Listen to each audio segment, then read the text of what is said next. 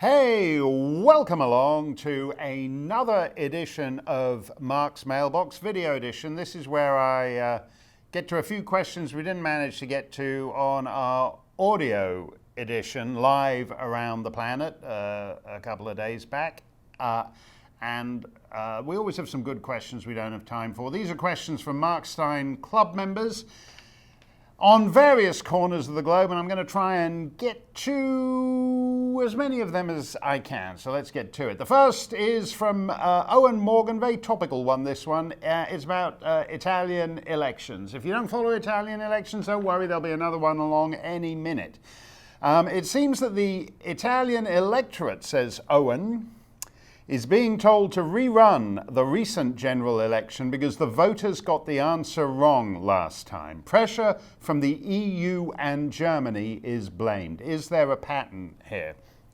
Owen's referring to Italy's a kind of slightly weird place in that it has a sort of non-executive president since they got rid of the House of Savoy at the end of the Second World War. It has a kind of non-executive president who nevertheless has certain executive powers. So he can do things that are beyond mere suggestions. In this case, there was a populist victory in the Italian election. That's to say there were left-wing populists, right-wing populists. It's a kind of difficult coalition to put together. But the mainstream respectable parties, the EU globalist type parties, didn't get anywhere. So the Italian president invited this professor who'd never held any high office, never mind prime minister before, to form a government. And it was decided that some other professor was going to be the finance minister. And at this point, the Italian president put his foot down and refused to accept the choice of the victorious coalition in the election, refused to accept their choice of finance minister on the grounds that he was anti-EU and anti the euro. That's by no means an unusual position in Italy, because basically ever since they introduced the euro at the dawn of the century, Italy has had absolutely dead, flatlined rate, has had no improvements in GDP whatsoever. And if you take into account the immigrants that have come in since then, it's actually got falling GDP per capita. So the euro's been a big bust for Italy, but nevertheless, the president decided not to seat this finance minister. And for a moment, it looked as if no one would be able to form a government, or that they'd ask the fellas who lost the election to try and form a government, or maybe they'd have to rerun the election. But then they tried again, and the prime minister came up with another finance minister who was acceptable to this president fellow. And the guy who'd originally been meant to be the finance minister became the Minister for European Affairs. By the way, when I say this president fellow, I do know the name of the Italian president. He's a guy called, if you want to know who's to blame for all this, is a guy called Mattarella. Mattarella, men have named you. Mattarella. And he was basically going along with all the messages from the EU big shots in Brussels, who made the most sneering and condescending remarks about the Italian electorate, and were basically urging the president to call another election in Italy and invite the stupid knuckle-dragging electorate to vote the right way this time. And if that had happened, I hope that the Italian electorate, like any self-respecting electorate, would have flipped an even bigger finger to President Mattarella and the globalist EU big shots. But this sort of thing is going on all the time in Europe. Charles Moore, my old boss at the Daily Telegraph, has an interesting column in The Spectator a couple of days ago. Charles suggests that what the EU is going through is the crisis that all empires go through. That at a certain point there are too many sort of people picking at you at the central authority and rejecting the central authority in various ways. Brexit is obviously one of them. The fact that the Eastern European countries, and you'd be surprised how far west Eastern Europe goes in this context, have decided basically to say nuts to the EU's immigration policy, and now we see what's going on in Italy. But the Brussels EU princelings are so secure in their sense of their own indispensability and their own inevitability, and the inevitability of a highly centralized European superstate, that they will brook no dissent.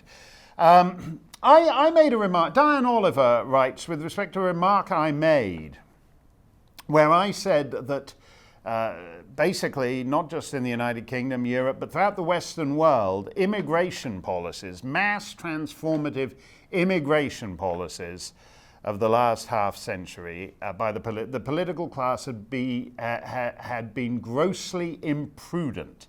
And Diane Oliver writes to correct me, please, Mark, what these people have done to Britain and Western Europe isn't imprudent, it's criminal. Well, Diane, I should say I was using prudence in the classical sense. We don't, I mean, not a lot of people say prudence now. It's not a kind of word that, it's not like LOL or LMFMAO or whatever the hell it is. It's not one of those words that's in the air. And to boomers, I think they think it's a Beatles song, and I don't think anyone younger than a boomer has a clue about it. But prudence, I was talking about it in the sense of a classical virtue, what the Greeks used to call phronesis, I think, which is prudence means to be governed by reason. And if you read John Stuart Mill, you will know that prudence is what a healthy society expects from each individual who participates in that society. In other words, if you're going to have responsible government and a self-governing society, then it is important for individuals to be governed by prudence, which means to think with reason. Now, when you get up to the political class, then we get to prudence is basically the essential ingredient of statecraft and the highest virtue of statecraft. You know, it's the minimum entry qualification and the highest virtue. That's what we're entitled to expect from the political class, that they will be governed by maxims of prudence. And the problem in the post-Second World War Western world throughout is that they have been grossly imprudent in a way that would be unrecognizable to almost anybody from the ancient Greeks onwards. To set in motion mass transformative immigration on a scale that no stable society has done before is the very definition of imprudence. Because it's you're just taking a wild flyer on the future. It might be grand, might well work out, might well work out for everybody. The evidence on the ground in Rosengård in Sweden, in Molenbeek in Belgium, in Toulouse in France, in Rotherham in England, is that it's not likely to work out. And it should never have happened, because it fails the first hurdle of statecraft, which, as I said, is prudence. That's why I didn't say criminal. We're not talking about them doing something that is should have been difficult to kind of wrap their heads around. They broke the most basic consideration of statecraft. That's what I meant by that, Diane. Laura asks, Mark, do you feel that the heart of the problem is not solely the doubling down on the obvious bad judgment in inviting these problems into the West and the obvious policy disasters, and or a deep-seated Islamophilia on the left, with Islam being seen by them as an alluring, appealing, anti-Western stronghorse in an increasingly secular, godless West? This would certainly lead us to a next stage of mass conversions, which I believe you have predicted is on the West's dance card. I do think we'll see that. We're already seeing it to a certain extent. And Michel Houellebecq's novel, Soumission, has something to say about this too, that at some point, non-Muslims are going to start converting to Islam in huge numbers. We already see it now. We see it with, particularly with young women. I believe the statistic is that significantly more women than men convert to Islam, sometimes because they marry Muslim men in the West, but not always. And I think you only have to look at it in areas, in cities particularly, that are fast Islamizing in the West. If you talk about Rotterdam or parts of the East End, you really don't want to be one of the last 3 or 4 secular employees in an office where on Friday everyone breaks for Muslim prayers and they all go off to the prayer room. And initially you're one of the 7 people in the office who doesn't go to the prayer room on a Friday, and then you're one of the 4 people, and then you're one of the 2 people, and then it's only you who's not going to the prayer room. I think we will see that, and I think when it starts to happen, it will be like a snowball. LJO's question is related to this. How did it come about that those whose Priuses and Volkswagen Bugs are festooned with question authority bumper stickers suddenly have the revelation that those old evils, the FBI, the CIA, the domestic espionage crowd, are now the bulwark of the Republic, to the point where the James Comeys like to suggest that any criticism of them personally is an attack on the institution they supposedly represent? Can they not see that former Director Comey is not so much Jimmy Stewart in the FBI story as he is Captain McCluskey from The Godfather? LJO, you make an interesting point here, which is the fascination, and it's almost like the frisson, the electric frisson the left gets out of seeing the FBI and the so-called rest of the so-called intelligence community tormenting Trump. There shouldn't be an intelligence community, by the way. The minute you have 42 different intelligence agencies, the minute you've got 4 million people with top security clearances, it's all rubbish. There should be a much smaller so-called intelligence community. If you want to be a community, join the Amish and do a barn raising in rural Pennsylvania. The intelligence community shouldn't be a community in that sense. But the point here is that this is all the stuff that the left used to warn about. The left, as you know, always is quite happy to see a conspiracy theory when it's involving the assassination of Kennedy or whatever. They're quite happy to believe that there are dark forces within the deep state that are up to no good. But now they don't anymore. And I think, obviously, there's partisan reasons because these guys are getting at Trump. But I think it's also that the left, it's the authoritarian streak in the left, which is usually quite artfully disguised, has become ever more naked and open. And I just want to go back to that question authority thing. Most people actually don't want to question authority. Question authority. Question authority. It's too much hard work. I said the other day, most people want to be like most people. That's why on Monday morning they announced the weekend film grosses. So you can go and see all the films that everybody else went to see. That's why when you walk into a Barnes & Noble, they've got the best-selling books at the front table so that you can read all the stuff that everybody else is reading. Most people want to be like most people. And the left is very comforting for that right at the moment because it's taken more and more areas of life out of questioning. Question authority doesn't apply if you want to say question the Supreme Court's decision on same-sex marriage. Question authority doesn't extend to questioning the diversity commissar at your university. So there's more and more areas of life. Climate change, you're not allowed to question the authority of a group of highly politicized scientists. There's more and more areas of life in which the left does not want to question anybody. And in that sense, it does get back to my line that most people want to be like most people. So if most people like gays, then you like gays, because you want to be like most people, because that's nice, and it's easy, and it's the default setting. So let's be nice to the gays and let's like all the gays. Then if you have significant Islamic immigration, as they've had in Amsterdam, the most tolerant city in Europe, and suddenly there's a whole big bunch of people who don't like gays. And gays are getting beaten up as they leave the nightclubs, and the nightclubs then close down. Same thing's happening in the East End of London. It's like orientational cleansing, as it were. So that more and more your neighbours are Muslim, and then, you know, even if you actually do like gays, as opposed to just stringing along with the crowd, you start to keep quiet about it and don't mention it anymore.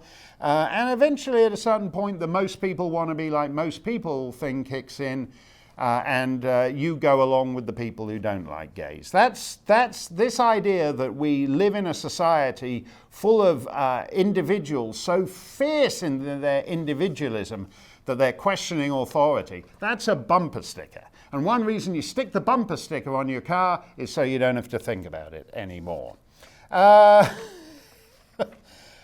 T.F. Boggs, I'm not sure this is a question, but it's on the same thing. The same people who think we come from apes get mad at Trump for calling gang members animals. He called MS-13 guys animals. The same people who want to kill and abort babies and have taxpayers pay for it cry when a kid is shot at school, unless it's in Chicago. The same people who demand more equal rights for gays and trans people in the US are deafeningly silent about Muslims throwing gays off roofs in the Middle East. And the same people who cry about Trump's crass language ask Stormy Daniels if he used a condom. In fairness to Mr. Boggs, I think it was actually only Anderson. Was it only Anderson Cooper who asked if he wore a condom? Admitted already, Mark, there is no hope left. These are problems that can't be fixed by higher birth rates. That's Kathy Shadle's great line, TF, that it's different when the left does it. Nobody expects consistency in these things. It's about power. It's about power. That's all it is. Brian Hewson writes, "Good evening from Northumberland, Mr. Steyn. Have just finished reading Aldous Huxley's Brave New World, and I'm struck by his 1932 forecast of a society controlled by soma." That's a sort of sensual, pleasurable drug that his Brave New World is hooked on, and the televisual machines. In ancient Rome, it was bread and circuses. The other day, I read in the London Times that there were over 1 million adults on prescription opioids. Although Huxley was forecasting some 600 years AF, we seem to be moving ever faster to society's control to be subdued, as evidenced by the lack of interest in my fellow citizens of our own children, as in the young ladies of Rotherham and Telford and Oxford and your town here. That's from Brian in Northumberland. Brian, I've always thought that actually Aldous Huxley's vision of the dystopian future, a society sort of anaesthetized into sensual diversions, is actually more accurate than the rather more popular George Orwell 1984. And the thing I think that Huxley gets that Orwell doesn't really, the famous Orwell line about picture a boot stamping on a human face forever. If you say that to people, they tend to chafe and they resent it and they see what's coming. But if the boot is not stamping on the human face, but is instead some kind of ermine-trimmed boot, and it's just gently stroking you as you might your pussycat, then I think it's much easier to be stroked and pampered and cosseted into totalitarianism. And I think that's actually, if you listen to the head honchos in Silicon Valley, that's actually the future they're planning for. They accept that 30% of all jobs are going to be gone, But they think that people can be anesthetized by exciting little new gadgets that are an eighth of an inch slimmer than the gadget you had last year round, that you can just like plug into your head, and eventually they won't need buds. They'll just plug it into you when you're born, and they'll be able to identify genetically the soothing music to which you are predisposed, and they will be able to pump it into your head and sedate you around the clock so that you don't discombobulate the plans they're making for you. Huxley got that. Huxley, in that sense, got far closer to the beguiling temptations of soft totalitarianism than George Orwell did in 1984. Wayne Siebert writes, this was actually a thing I did with Tucker Carlson, I think a couple of weeks ago. They had this story. A school in New Jersey had invited for the school prom its students. It was being held in, I think, the US Constitution Center in Philadelphia or some such. And so they were being invited to party like it's 1776. That's the Declaration, not the Constitution. I know this stuff. Evidently, though, the organizers of the prom are all a bit loosey-goosey on it, so they invited attendees at the prom to party like it's 1776. And a certain number of students at the school objected, and so everyone went bananas, and the principal wound up apologizing. And I said rather teasingly, oh, was it United Empire members of the United Empire Loyalist community at the high school who objected? I said, were they being insensitive to Canadians? They should have suggested that tonight we're going to party like it's 1812. And Wayne Siebert writes, your comments on the school principal that apologized for celebrating 1776 seem to be a bit off tangent. You wanted to celebrate the loyalists that ran to Toronto, not so much Toronto, more, around Cornwall, Kingston. They call it the Empire Loyalist Parkway. You should take a ride when you're up there, Wayne. And later, in a peak of Stockholm Syndrome, resisted their American brothers that came to liberate them from perfidious Albion. Wayne, one of the problems with the internet is everyone gets far too literal. I was just making a joke. Because wouldn't it have been a more interesting story if the line about 1776 had been deemed to be offensive to Canadians rather than offensive to African Americans, who were the ones actually objecting to being told to party like it was 1776, because back then they were slaves in the new dawn of the United States. But I was also making a serious point that there's some people whose feelings you never have to think about. Nobody worries about Canadian feelings when you're told to party like it's 1776. There's certain people you can more or less still, it's a shrinking group, but there's certain countries and certain peoples you can still insult with impunity. But I was also making a point that if you're a Canadian and you get offended by 1776, or if you're an American and you get offended by, I don't know, God Save the Queen or whatever, you probably shouldn't leave the house. None of these things are worth getting offended by. And I was just making a joke about our ability to take the most absurd offense if one is minded to do so, which is why one shouldn't be minded to do so. Okay, we're almost out of time. Let's have one last question from Regina Warshawski. And Regina says, the audio keeps going in and out with a disconcertingly loud, repetitive background noise. Any suggestions? You got me there, Regina. In fact, as far as I'm aware, the disconcertingly loud, repetitive noise is me. That's it from us. We'll see you next time.